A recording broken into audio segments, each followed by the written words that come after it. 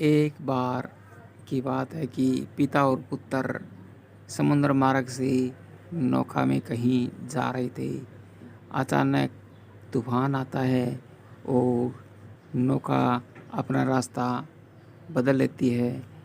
पिता और पुत्र दोनों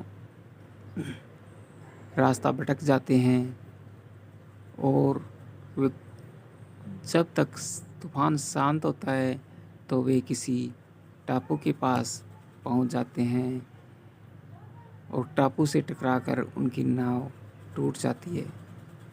जैसे तैसे वे नाव से बाहर निकलकर टापू पर चढ़ जाते हैं और इधर उधर देखते हैं कि किसी प्रकार हमें कोई रास्ता मिल जाए, कोई हमारी सहायता करने वाला मिल जाए।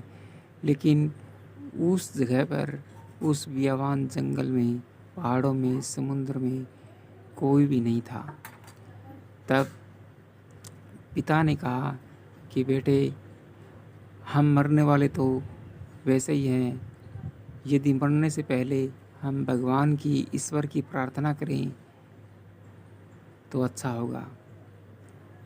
बेटे ने ये बात स्वीकार की और वे टापू के पास पहुँचे और दोनों तरफ एक एक टापू पर बैठ गए और अपने मन से ही भगवान को याद करने लगे।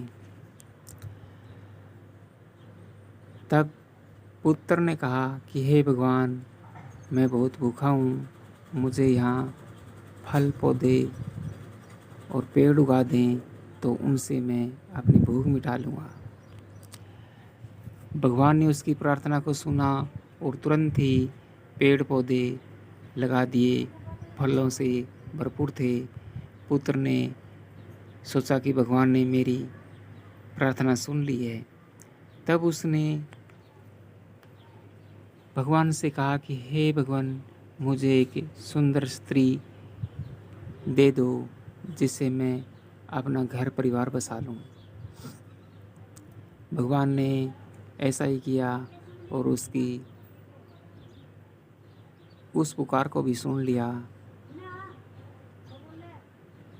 फिर उस पुत्र ने कहा कि हे भगवान, मुझे एक नई नाव दे दो जिससे मैं, नाव दे दो और मुझे रास्ता बता दो। भगवान ने ऐसा ही किया, एक नई नाव और उसे रास्ता दिखा दिया। तब पुत्र उस स्त्री को लेकर उस नाव में बैठा और चल पड़ा। तभी अचानक आकाशवाणी हुई और कहा कि बेटे, तुम अकेले ही जा रहे हो, तुम्हारे पिता को साथ लेकर नहीं जाओगे क्या? तब पुत्र ने कहा कि प्रार्थना तो मैंने की है और भगवान ने मेरी प्रार्थना को सुना है। मेरा पिता भी प्रार्थना करता है लेकिन उसकी भगवान ने नहीं सुनी क्योंकि वह अभागा है। उसमें उसकी प्रार्थना को भगवान ने नहीं सुना है, इसलिए उसे इसी दशा में उसके कर्मों का दंड मिल रहा है और उसे भोगना भी चाहिए। तब भगवान ने कहा, क्या तुम्हें पता है तुम्हारे पिता ने क्या प्रार्थना की है? तब पुत्र ने कहा, नहीं, मुझे नहीं पता कि मेरे पिता ने क्या प्रार्थना की है। भगवान ने कहा, तुम्हारे पिता ने ये प्रार्थना की है कि मेरा पुत्र जो भी आपसे मांगे वो मिल जाए और मरने की बारी आए तो पहले मुझे मौत आए, मेरे पुत्र को मौत ना आए। ये प्रार्थना के वचन भगवान ने उसके बेटे को बताए और बेटा बहुत शर्मिंदा हुआ।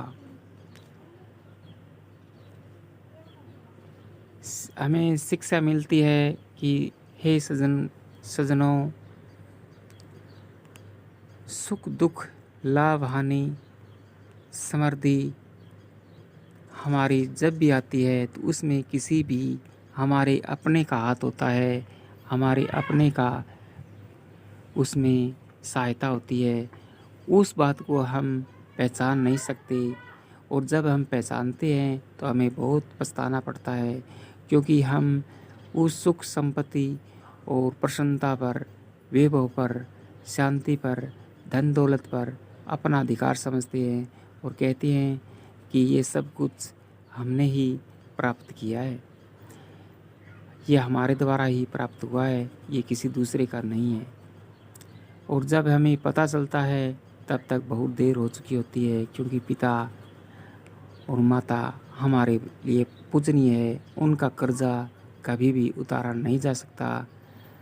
उनके द्वारा हमारा पालन पोषण हुआ, इतने बड़े हुए, और उन्होंने हमें कितनी यातनाओं से पालन पोषण किया है और इस लायक बनाया है कि हम प्रसन्नतापूर्वक रह सकें।